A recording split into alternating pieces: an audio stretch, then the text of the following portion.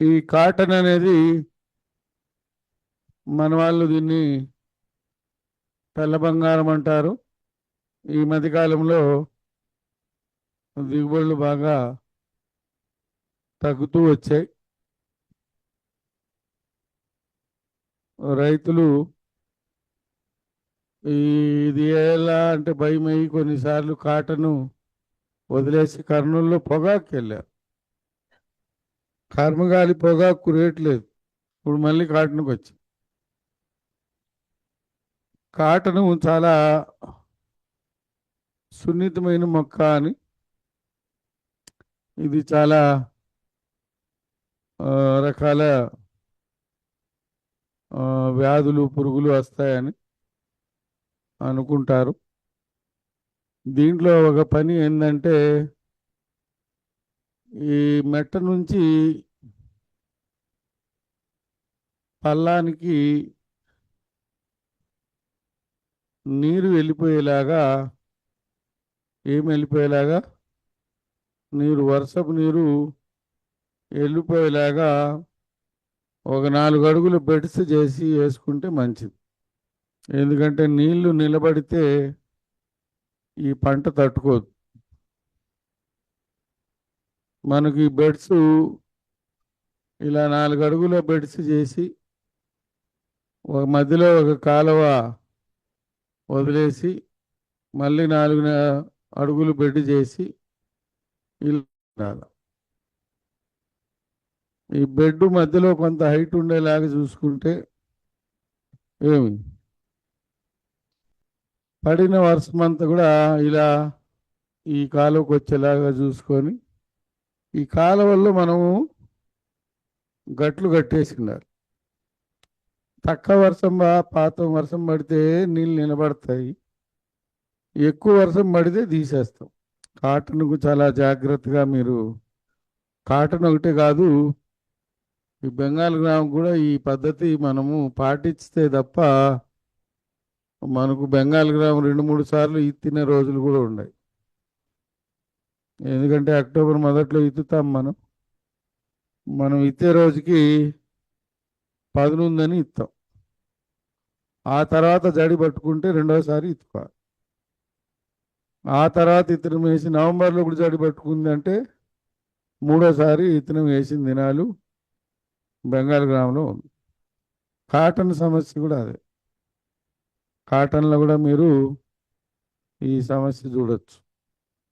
అందుకని ఈ మెట్ట ప్రాంతం నుంచి అంటే రిడ్జ్ ఏరియా నుంచి ఏమి ఈ వ్యాలీ ఏరియాకు ఈ నీళ్లు డ్రైన్ అవుట్ అయ్యేలాగా మనము ఈ నల్లరేగడి నేలలో, అందుకని ఈ నేలలను కూడా బీసీ సాయిల్ అంటారు, బ్లాక్ కాటన్ సాయిల్.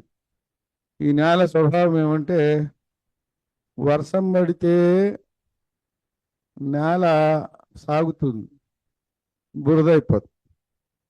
వర్షం పడకపోతే తేమ ఆరిపోయి నేలంతా చీలికలు వచ్చేసి భూమి లోపల లోపల ఉండే 2 అడుగులు 3 అడుగులు 10 అడుగుల లోపు ఉండే తేమ కూడా ఆవిరైపోతుంది. అందుకనే ఈ బీసీ సాయిల్ను ప్రాబ్లమెటిక్ సాయిల్ అంటారు. ఇక్కడ మనం ఇలాంటి కాలువలు చేసి పెట్టకపోతే, బెడ్ కాలువ చేయకపోతే, ఈ హెవీ రైన్స్ కానీ వస్తే ఈ హెవీ రైన్స్ వల్ల ఇవి ఏమవుతాయంటే షీట్ ఎరోషన్ ఉంటుంది. అంటే నేల పైపొరే ఒకేసారి జారిపోతుంది. అంత తీవ్రమైన ఎరోషన్ ఉంటుంది. వాన పడితే ఎలాస్టిక్ నేచర్ ఉంటుంది. ఏమి వాన పడకపోతే ఈ నేలలో నెరలు వచ్చేస్తాయి. ఇలాగా ఇట్లా నెరలు వచ్చేస్తాయి. ఇట్లా ఈ నెలల్లో నుంచి మొత్తం నీటి ఆవిరి అంతా వెళ్ళిపోతుంది. ఇక్కడున్న పంట వేర్లు చీలిపోయి డ్రై రూట్ రాట్ వస్తుంది. అందుకని నేల స్వభావాన్ని బట్టి పంట స్వభావాన్ని బట్టి నేల ఏమి ఈ కాటన్కు బలాన్ని ఇస్తూ మనము ఈ మోడల్ అనేది మనము చేయాలి. దీంట్లో రైతు సోదరులు ఈ అమ్మోనియా, యూరియా, డిఏపి లాంటివి ఎక్కువ వాడడం వల్ల చాలా రకాల పురుగులు, వ్యాధులు కూడా వస్తాయి. నవంబర్, డిసెంబర్లో చలి తీవ్రతకు కాపు మీద ఉండే చెట్టు కూడా మెగ్నీషియం డెఫిషియన్సీ అంటే అవి తీసుకోలేని పరిస్థితిలో ఎర్రగా అయిపోయి ఆకులన్నీ పడిపోతాయి. రైతు ఏం చేస్తాడంటే ఇంకా అయిపోయింది, చెట్టు చచ్చిపోద్దని ఉండేటివి కాయలన్నీ తీసేసి మొత్తానికి కోసేసి అగ్గి పెట్టేస్తున్నాం. అగ్గి పెట్టేంత ప్రమాదకరమైన పంట కాదు. అందుకని ఈ చలి తీవ్రతను కూడా మనకు మన ఏ గ్రేడ్ మోడల్లో మనకు ఇదవుతుంది. అందరూ ఇక్కడ చూడండి ఒకసారి దయచేసి. ఇది మనకు కాటను రో 5x2 లేదా 5x1. ఈ నల్లరేగడి నేలలు కొన్ని చోట్ల తేలిక నేలలు ఉన్నాయి, కొన్ని చోట్ల డీప్ సాయిల్స్ ఉన్నాయి. అలాగా 5 సార్లకు ఒకసారి ఇది ఒక రో, ఇది ఒక రో, ఇది ఒక రో ఉంటుంది. దీనికి లైవ్ ఫెన్సింగ్ కూడా చేసాం మనం. ఈ లైవ్ ఫెన్సింగ్ ఏమిలే, సజ్జ, కంది, ఆమె 3 కలిపి ఇచ్చేస్తే ఒక 2 రోజులు 3 రోజులు పొలం చుట్టూ లైవ్ ఫెన్సింగ్ వస్తుంది. ఇక్కడ కాటను 5:2 రేషియోలో వేలాల. ఇక్కడ 5 అడుగులు ఇదొక రో, ఇదొక రో, ఇది ఒకటి, ఇది ఒకటి, ఇది ఒకటి. ఇక్కడ ఏం చేసాం మనం అంటే జూన్ టు సెప్టెంబర్ 1, అక్టోబర్ నుంచి మార్చి 1 అని 2గా డివైడ్ చేసాం. ఫస్ట్ ఇది దీంట్లో ప్రధాన పంట పత్తి, సజ్జ, బెండ, పెసర, గోరుచిక్కుడు, అనుములు. గోరుచిక్కుడు, అనుములు. దీంట్లో మీకు ఈ కాటన్ అనేది 365 days ఉంటుంది. ఈ అనుములు 365 days ఉంటుంది. ఇక్కడ 2 ప్రధాన పంటలు ఈ బోల్ వర్మ్ కోసం పెట్టాం. 1 బెండ, 2 పెసర. ఇవి 2 మనకు మంచి దిగుబడి రావడమే కాదు, ఈ బోల్ వర్మ్ పురుగుకి ఆహారంగా ఉపయోగపడుతుంది. ఇక్కడ మన కాటన్కి ఇప్పుడు వరకు చూసింది 12 కాయలు కాస్తే 3 కాయలు బోల్ వర్ము, 9 కాయలు బాగున్నాయి మన దాంట్లో. అదే కెమికల్ దాంట్లో 6 కాయలు కాసాయి, 3 బోల్ వర్ము, 3 మంచి కాయలు. అంటే మీకు ఈ కొమ్మకు కాయడంలోనే తేడా ఉంటుంది. ఈ పురుగు ఉధృతి అనేది కూడా పరిస్థితిని బట్టి ఉంటుంది. మనకు హెవీ ఈల్డ్ రావడమే కాదు, డ్యామేజ్ సేమ్ ఉంటుంది. మన కాయలు ఎక్కువ వేస్తాయి కాబట్టి మనకు 21 కాయల వరకు దీని కెపాసిటీ ఉంది. ఈ పిఎండిఎస్ చేసి మనం కాటన్ కానీ వెళ్ళగలిగితే అంటే ఎకరాకు మీకు 21 క్వింటాలు 3 నెలలకు మనం పెరిగినెలు చేసుకుంటే ఇంకొక 3 ఇంకొక 3 అంటే 21 60 క్వింటాల వరకు అవకాశం ఉంది. అంటే మనకు ఆ శక్తియుక్తులు ఈ పిఎండిఎస్ ప్లస్ ఏ గ్రేడు ఇలాగా మనము ఈ 2 పంటలు చాలా ప్రధానం. మీకు దిగుబడులు వస్తాయి. ఇంక మధ్యలో 2 వరుసలు మీకు సజ్జ ఒకటి, గోరుచిక్కుడు, అనుములు ఈ 3 కూడా మధ్య రోస్లో వేస్తాం మనం.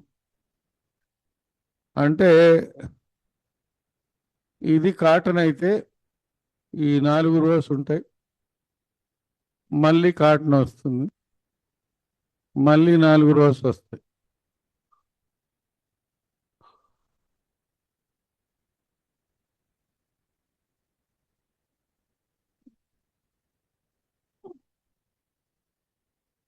ఇక్కడ ఈ రోలో బెండ అంటే ఓక్రా, గ్రీన్ గ్రామ్, ఇక్కడ bajra, field bean, cluster bean, field bean, cluster bean, bajra. ఇక్కడ ఈ రోలో ఓక్రా,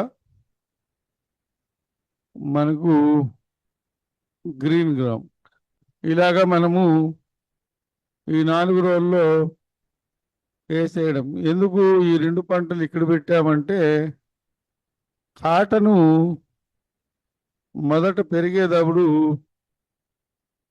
ఇలాగా బ్రాంచెస్ వస్తాయి.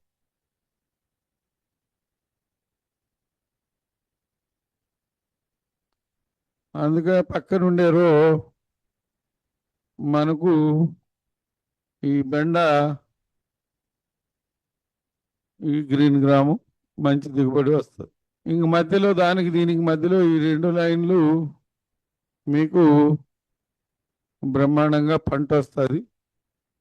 మీకు ఇది అక్టోబర్ నుంచి సెప్టెంబర్, జూన్ నుంచి సెప్టెంబర్ నెక్స్ట్. ఇది అక్టోబర్ నుంచి మే. అక్టోబర్ నుంచి మేలో ఇక్కడ కాయలు కాసిన కొమ్మలన్నీ ప్రూనింగ్ చేసేస్తే కాటన్కు కాయలు కాసిన ఈ బ్రాంచెస్ వస్తాయి కదా, ఇలాగా ఈ బ్రాంచెస్ అన్ని కూడా ఈ కాయలు వచ్చి కట్ చేసేస్తే ఇది మీకు ఇలాగ ప్రూనింగ్ చేస్తే మీకు ఇక్కడ చెట్టు అవుతుంది. మళ్ళీ ఇది ఒక విధానము. లేదంటే ఇక్కడ కట్ చేసేయడం జనవరిలో 2. ఇలా చేయడం వల్ల మీకు కాటన్ కంటిన్యూ అవుతుంది. ఇక్కడ చూడండి, ఈ పత్తి, సజ్జ, బెండ, పెసర, గోరుచిక్కుడు, అనుములు, టమాటా, వంగ. దీంట్లో అదనంగా ఏం పెట్టాం? టమాటా, వంగ పెట్టాం. నల్లరేగడి నేలలో ఇంతకు ముందే చెప్పా మీకు. వంగ గాన ఒకసారి ఎస్టాబ్లిష్ అయితే ఒక్కొక్క వంగ చెట్టు 1 సెంటు విస్తీర్ణము ఆకుపై చేస్తుంది. అది ఇంక ఆకుపై చేసిందంటే దాని ఆకులు రాల్చుకొని నేల చీలకుండా చూసుకుంటారు. ఆల్రెడీ అనుములు ఉంది. ఇక్కడేముంది? అనుములు ఉంది. అనుములు ప్లస్ వంగ ఈ 2 కలిసినాయంటే ఇంక నేల అంతా కూడా మీకు కాలు తీసి కాలు పెట్టే కూడా ఉండదు. నేల చీలదు కాబట్టి నేల మీద గాలి తగలదు, చలి వలన వచ్చే మంచు కూడా పదునవుతుంది. కాబట్టి మీకు కాటన్లో ఏడాదంతా దిగుబడి వస్తుంది, వంగలో, అనుముల్లో దిగుబడి వస్తుంది. మీరు డిసెంబర్, జనవరి, ఫిబ్రవరిలో ఒక తడి ఇచ్చుకోగలిగితే మీకు ఈల్డ్ అనేది బూస్టప్ అవుతుంది. ఈ మోడల్ మీరు ఇలాగా ఈ విత్తనాలు మిక్స్ చేసి వేసుకుంటే మీకు కనపడడానికని ఇవన్నీ ఇట్లా అరేంజ్ చేసాం. ఈ విత్తనాలన్నీ మీరు మరి ఇట్లాగే ఉండాలని చేతితో పెట్టకండి, మిక్స్ చేసి వేయండి. స్పేసింగ్ ఇంతకు ముందే చెప్పా కదా, ఇన్ని అడుగులు ఇన్ని సెంటీమీటర్లని, దానికి అటు ఇటు పడి ఉంటాయి. ఆ ఎండ తీవ్రతను బట్టి చెట్టు రెండు ఒకే చోట పెడితే రెండు రెండు పక్కలు పెరుగుతాయి. చూస్తున్నారు కదా మన రోడ్లో యాప చెట్లు, కానుగ చెట్లు కరెంట్ వాళ్ళు కట్ చేసేస్తారు అని ఆ చెట్లు చచ్చిపోతాయా? ఈ రోడ్లో నుంచి అవతలికి పోతాయి. టెంకాయ మానలు కూడా చాలా వంకర టింకర తిరిగింటాయి. ఎండ ఆ పక్క ఉంటే ఆ పక్క టెంకాయ చెట్టు వెళ్ళిపోతుంది. ఎండను బట్టే ఏ చెట్టు అయినా ఏ పంట అయినా వస్తుంది. ఈ కాంబినేషన్ అయితే బాగా పండుతాయి. నేను ఏరేజ్ చేస్తాను సార్ అంటే ఏరేజ్ చేస్తే ఎంత పండుతుందో తెలియదు.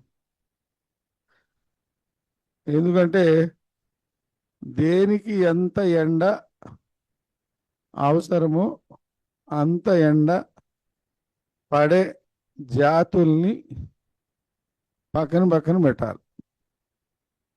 అందుకని ఏక పంట విధానము ఎంత తప్పో మన ఈ ఏ గ్రేడ్లోను ఈ ఏటీఎంల్లోనూ ఒకే జాతి పంట పక్క పక్కన పెట్టడము తప్పు. పైగా రకాలింగా పెట్టకూడదు. అందుకని దీంట్లో దిగుబడులు రావాలా అంటే మనకు ఎండ మొక్క అవసరాన్ని బేరీజ్ చేసుకొని మనం ఇలాగాన చేసినట్లయితే మనకు ఏడాది పొడవునా వస్తాయి. మీకు ఈ వంగ, అనుములు, ఈ గోర్చికుడు, ఈ బెండ, ఇవి మీకు స్థిరంగా ఆదాయం వచ్చే పంటలు.